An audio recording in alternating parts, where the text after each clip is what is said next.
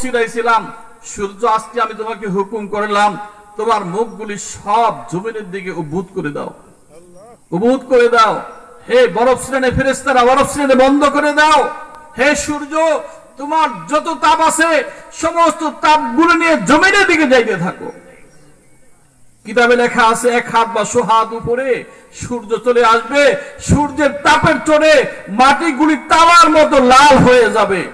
আজকে যারা উলামায়ে কেরামের কথা শুনে রাসূল পাক সাল্লাল্লাহু আলাইহি ওয়াসাল্লাম সুন্নাত তরিকা মোতাবেক জিন্দেগি যাপন করবে, যারা আল্লাহকে ভয় করে গুনার কাজগুলি ছেড়ে দিবে, ওই কঠিন হাসরের ময়দানে সূর্যের তাপ তাদের মাথায় লাগবে না। বলেন সুবহানাল্লাহ। পক্ষান্তরে যারা আজকে আল্লাহর সাথে গাদ্দারি করে আল্লাহর হুকুমকে ছেড়ে দিয়ে রাসূলের সুন্নাত তরিকাকে ছেড়ে দিয়ে ক্ষমতার বড়াই দেখে, শরীরে শক্তির বড়াই দেখে আজকে যারা অকারেজ ঘরাইতেছে, গুনার কাজ করতেছে, ওই সূর্যের তাপ ওই সমস্ত নাফরমানের মাথার উপরে লেগে লেগে মাথার মগজগুলি উত্তরে টাস টাস করে আকাশে করতে থাকবে। ওই কষ্ট সহ্য করতে পারবেন? কেউ পারবে?